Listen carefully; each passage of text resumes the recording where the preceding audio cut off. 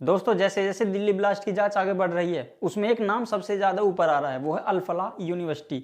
अब दोस्तों शायद आपने भी इस यूनिवर्सिटी का नाम पहली बार ही सुना हो, इससे पहले आप ऐसी यूनिवर्सिटी के बारे में शायद जानते भी ना हो। मैं भी नहीं जानता था। लेकिन दोस्तों जब से ये पूरा ब्लास्ट केस हुआ है और ये जो इसमें ब्लास्ट में डॉक्टर शामिल थे वो इस यूनिवर्सिटी से जुड़े हुए बताए जा रहे हैं, तब से यूनिवर्सिटी भी सवालों के घेरे में आ गई है और इसीलिए एआईयू ने भी इसकी मान्यता रद्द कर दी है और यूजीसी से भी कहा गया है कि भैया वो भी इससे अपनी मान्यता रद्द कर ले। हालांकि अभी काफ़ी सारी मिस इन्फॉर्मेशन भी सोशल मीडिया पर चल रही है, लेकिन दोस्तों हकीकत तो यही है कि अभी तक जांच एजेंसियों ने पूरी तरह से इस यूनिवर्सिटी के ऊपर ऐसे एलिगेशन नहीं लगाए हैं जिसकी वजह से इसको सवालों के घेरे में खड़ा किया जा सके। लेकिन दोस्तों हाँ, इतना ज़रूर है कि इसके ऊपर अभी जाँच चल रही है, ईडी वगैरह सारी जो एजेंसियाँ हैं वो इसमें जाँच कर रही हैं।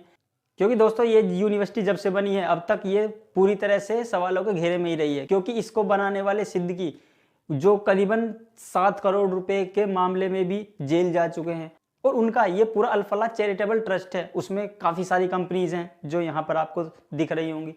इसीलिए भैया कहीं ना कहीं ईडी को और गवर्नमेंट की जो और एजेंसियां हैं उनको ये भी शक है कि कहीं ना कहीं इस अल फलाह चैरिटेबल ट्रस्ट के तहत जो कंपनियां हैं उससे कहीं ना कहीं मनी लॉन्ड्रिंग की गई है और पैसों की हेरफेर करके इस ब्लास्ट में कहीं ना कहीं यूनिवर्सिटी द्वारा पैसा दिया गया है और ये हो भी सकता है। हालांकि इसकी अभी जांच चल ही रही है, क्या चीज़ें सामने आएंगे वो आने वाले टाइम पर ही पता चलेगा। लेकिन फिर भी कहीं ना कहीं सवाल तो काफ़ी सारे हैं जो भी इस यूनिवर्सिटी पर उठ रहे हैं। लेकिन दोस्तों हमारे देश में ऐसी यूनिवर्सिटी चलना भी अपने आप में एक बहुत बड़ा सवाल है, क्योंकि दोस्तों इस यूनिवर्सिटी को वो सारी सरकारी सुविधाएं मिल रही थी जो एक नॉर्मल यूनिवर्सिटी को मिलती हैं। यहाँ तक कि यूजीसी यूनिवर्सिटी ग्रांट कमीशन इसको हर साल अच्छा खासा बजट भी देता था जिससे कि भैया अपने इंफ्रास्ट्रक्चर पर या अपनी और ज़रूरत की चीज़ों पर पैसा खर्च किया जा सके।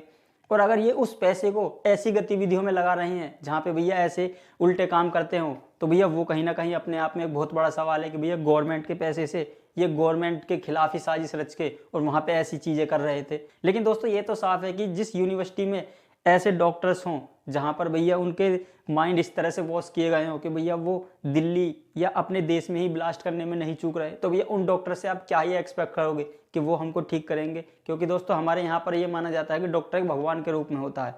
और जब भी हम किसी हॉस्पिटल में जाते हैं तो हम ये नहीं देखते कि भैया डॉक्टर हिंदू है, मुसलमान है या अदर किसी भी कास्ट का है, हम डॉक्टर को एक डॉक्टर की नज़र से ही देखते हैं। लेकिन दोस्तों जब एक डॉक्टर के मन में इतनी सारी चीज़ें चल रही हो तो कहीं ना कहीं फिर हमको भी ये देखना पड़ेगा कि भैया डॉक्टर कौन है और वो किस कम्युनिटी से आता है। हालांकि इसका ये कतई मतलब नहीं है कि मैं सभी उन डॉक्टर्स को या सभी उन अच्छे लोगों के लिए भी बोल रहा हूँ। ये कुछ चंद लोग जो होते हैं ये उनके लिए हैं और जिनको बुरा लगेगा वो ऐसे ही लोग हैं जो इस तरह की मानसिकता रखते हैं। जो अच्छे लोग होंगे वो कभी इन चीज़ों पर बिलीव नहीं करते और ना ही उनको इन चीज़ों से कुछ फ़र्क पड़ता है। अच्छे लोग हमेशा अच्छा काम करते रहते हैं। हमारे देश में अब भी कुछ ऐसे लोग हैं जो इन डॉक्टर्स को आकर डिफेंड कर रहे हैं। अभी मैं कुछ न्यूज़ क्लिप देख रहा था, उसमें काफ़ी सारे ऐसे लोग मिले जहाँ पर भैया ये उनको डिफेंड कर रहे हैं, उनको इनोसेंट बता रहे हैं। तो भैया उनके लिए भी ये एक सबक होना चाहिए, क्योंकि जब कोई ब्लास्ट होता है या मान लो ये जो दिल्ली में ही ब्लास्ट हुआ, इसमें ऐसा नहीं है कि भैया खाली एक कम्युनिटी के हिंदू ही लोग मरे हैं, उसमें हिंदू भी हैं, मुसलमान भी हैं, सिख भी हैं, ईसाई भी, सारे धर्म के लोग ही उसमें मरे हैं।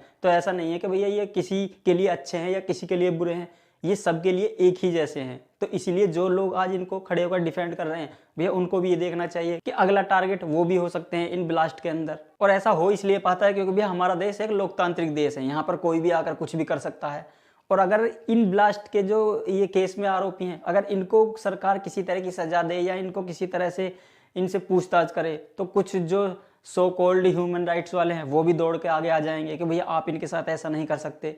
लेकिन वहीं अगर दोस्तों चाइना जैसे देश की बात करें तो वहाँ पर आपने सुना होगा कि रेयर ही वहाँ पर कोई ऐसा ब्लास्ट हुआ, क्योंकि भैया चाइना इन सब में काफ़ी ज़्यादा एक्टिव होकर काम करता है और वहाँ का सीधी सी पॉलिसी है भैया अगर वहाँ पर कोई एक बंदा गलत काम कर देगा तो उसको सज़ा मिलनी तय है। और वहाँ के जो उइगर मुसलमान हैं उनकी भी अगर दशा देखो तो भैया चाइना में कैंप लगाकर उनको रहना पड़ता है और चाइना उनका इलाज ढंग से करता है, क्योंकि उसको पता है कि अगर कोई भी इस तरह की एक्टिविटी करेगा तो उसका अंजाम क्या होगा। इसीलिए वो पहले ही इन चीज़ों को लेकर काफ़ी ज़्यादा सतर्क है। और ये जो भैया सो कॉल्ड ह्यूमन राइट वाले हैं ये जो भारत में ही कहते हैं कि भैया किसी के ऊपर जुल्म हो रहा है, एक कम्युनिटी को दबाया जा रहा है, यही ह्यूमन राइट वाले जब चाइना करता है तो उसके खिलाफ एक शब्द नहीं बोल पाते, क्योंकि उनको पता है कि भैया चाइना के खिलाफ बोलेंगे तो वो उतना उनको परेशान करेगा। क्योंकि उनको भी पता है कि कुछ लोग ऐसी मानसिकता के होते ही हैं जो आप कितनी भी कोशिश कर लो उनको सुधारने की वो सुधरने वाले नहीं हैं। लेकिन वहीं अगर भारत में आप कुछ भी कर दो,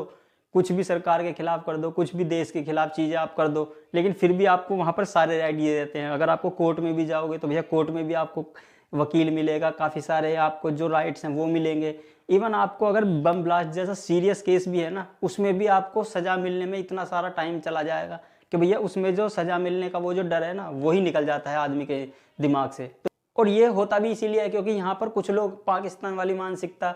के साथ जीते हैं। जैसा पाकिस्तान के लोग इंडिया के बारे में सोचते हैं, वैसा ही वो इंडिया में रहकर इंडिया के बारे में सोचते हैं, और इसीलिए वो ऐसी चीज़ों में जाकर शामिल भी हो जाते हैं जहाँ पर देश को नुकसान पहुँचाया जा सके। हालांकि दोस्तों, आपका इस सब पर क्या मानना है अपनी राय कमेंट में ज़रूर दें। Thanks for your valuable time.